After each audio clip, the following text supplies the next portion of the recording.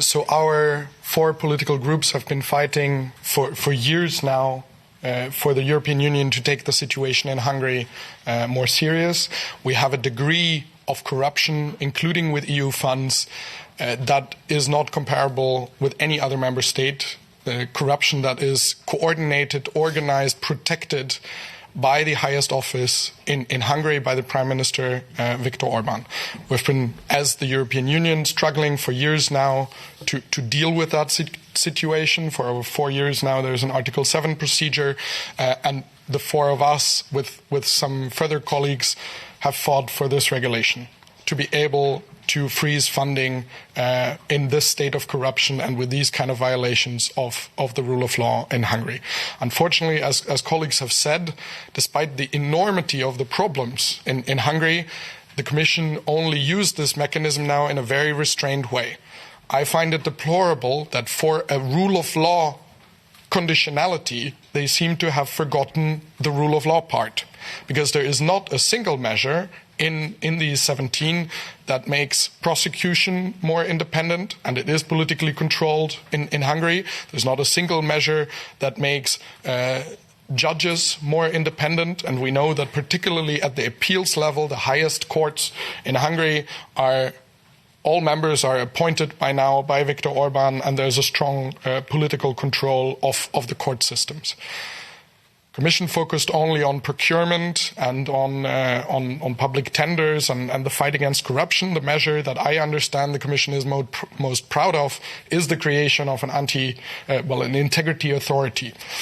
You can see that we judge that is an inadequate step.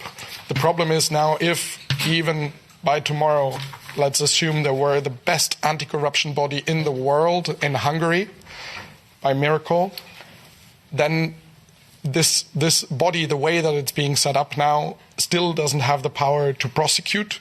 So it still means that any case they investigate ultimately needs a politically controlled prosecutor that brings it to court, and at least at the appeals level it will land at a captured court that is unlikely to put the likes of Orbán's son-in-law, his father, his childhood friend Metzaros, sentence them. And we know that they are the ones that have been at the forefront of corruption in Hungary. So not only are a large majority of these measures, and you can see the full table in our documents, and for those following online, we'll obviously send this out and put it on the website after this press conference. You can see that the measures are not only inadequate, but even if all these measures were implemented by the 19th, well, they're not enough to fix corruption in Hungary. But we also see that most of these measures actually are not implemented, not fully implemented, and that actually a number of these, 5 of these measures, the Commission itself has already said that the monitoring period for those can go as far as mid-2026. So the Commission fully admits that many of these measures you cannot tell today, tomorrow, or on Saturday if they have actually been implemented. How are you going to judge whether the share of tendering procedures, whether it's only one offer, is actually going down? This needs a longer time period. So what we are saying is it's too early to say whether there is actually a change in Hungary. We have seen over 12 years that Orbán time and again has made promises to make concessions, to make changes to the EU, and time and again we have seen that the situation ended up turning out worse.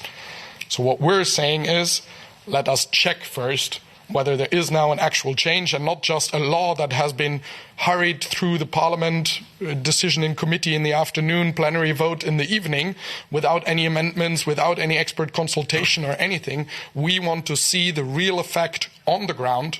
So there needs to be a longer term monitoring, and while this monitoring takes place, there needs to be funding frozen so that there is an incentive for Hungary to keep working on this. And as Moritz has explained, given the proposal on the table with only freezing 65%, this would have no immediate cash flow issue in Hungary. They have money for over 2 years, but during this period we want to see that there's actual change and that this money is finally going to those Hungarians for whom this money is intended, and not Orbán's family and friends.